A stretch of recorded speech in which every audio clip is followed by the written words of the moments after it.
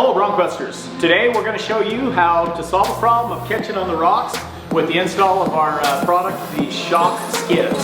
So stay tuned.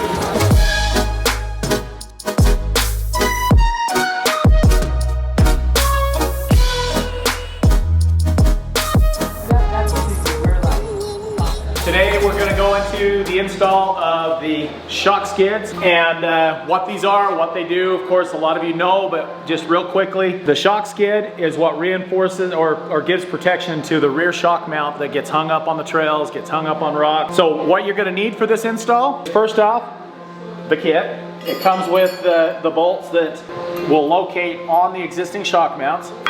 You're going to need a 27 millimeter for the removal of the shock mount bolt, because with our design, different than some of the others, we're actually capturing and utilizing that main through bolt. We don't like capturing out on some of the other stuff because a good hit, you're going to break those smaller bolts. That big bolt gives you a really good mount. And you'll need a 9/16 open end wrench and a 9/16 socket. Of course, the jack. You have a creeper. Talon thinks he's got to have a creeper to crawl around on the bottom. So let's go ahead and go on into the install of this and how we found, I guess, an easier way to show you guys how to do this. First step is you're going to want to jack up the vehicle. The easiest way to do that is to go ahead and bring your jack right in front of the tire you're going to start with. And right here on the front mount of this lower link, you're going to bring up your jack, and you're going to jack the vehicle until you just about unload the pressure off that tire. So you'll go ahead and watch here as it's coming up.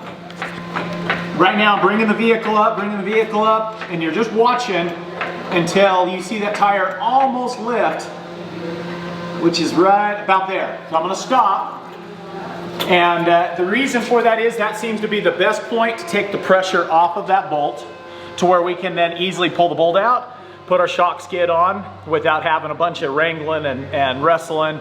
If done this way, it can be done in 10 minutes per side, 20, 30 minutes max, and it makes for an easy process. So now Talon's going to go into the next step here.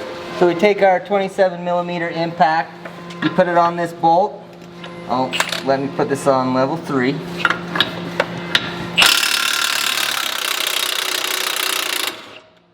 Basically, you screw that off till that nut comes off. And you don't have to put a wrench on because it does have this piece that locks it in place. And then, the easiest way we found as well is you start to wiggle it. And that'll pop out.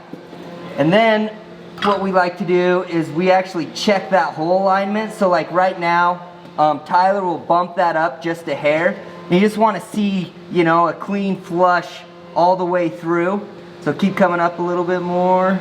And I'm just doing very small increments until he tells me to stop. Right there. Okay. So then, are these sides specific too? No, universal. Basically the big hole, it's facing the back of the vehicle. That's where your main bolt actually goes through. And what we've done is these holes right here, we've purposely done that, and that's for water drainage. So you know, if you haven't on a long time, you're in water, stuff like that, we got drain holes, so you're less likely to rust. And one maintenance item that I get a lot of questions, well, now you're creating a place for mud to sit. Well, there's lots of places underneath your vehicle for mud to sit. As a maintenance, I mean, you go out and you get in the mud, you get a bunch of stuff in there. You know, I recommend just taking and going and washing everything in your undercarriage, especially, you know, those type of places, so that moisture and mud don't sit in there and cause corrosion down the road. We currently offer it in 3 color options. We have black, we call it shadow black, we have blue, and we have orange.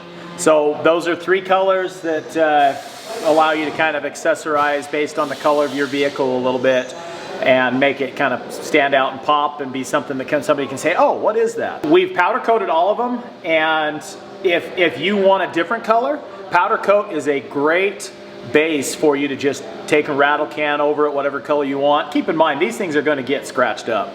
So if you periodically want to touch them up with your own paint, that's a great option. Okay, so next process we're going to do is we're going to stick that on, and I basically hold it with my thumb, the shock, because it'll pop back. We go forward, and basically I just turn this until it goes through. And then what you'll do is I just turn and get this nut started. And then at this point, before you tighten, you want our location bolt, and Tyler's gonna grab that. So you're gonna have a bolt, 2 washers, and a nylock nut. A note for when you're installing these, we've purposely used a grade 5 bolt, and that's for, these have a little wiggle if this is not installed. So if you hit something, this is the part that gives. So if you ever break one, just grab a grade 5, not a grade 8, and that's so, you know, for protection of the factory components of the vehicle. We stick that bolt through, and then what I do is I actually put the washer on first, and then I'll hold the nut.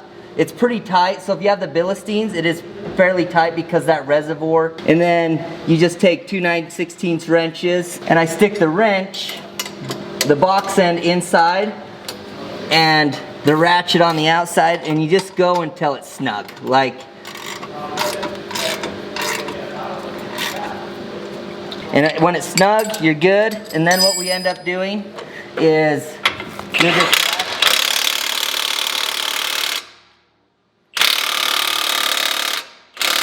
there's an actual torque specific on it. It's kind of ridiculous. I do believe it's 250 foot-pounds or 350 foot-pounds. We have not seen any issues doing it this way with that shock skid and that tolerance. Nothing's backing off, so you're pretty safe there. If it's a wrench, you're gonna reef on it to get that tight, but with an impact, we put it on like on a Milwaukee, we put it on level 3, and it seems to do the trick. For the other side, we're basically gonna repeat that step. So we're gonna get after it now.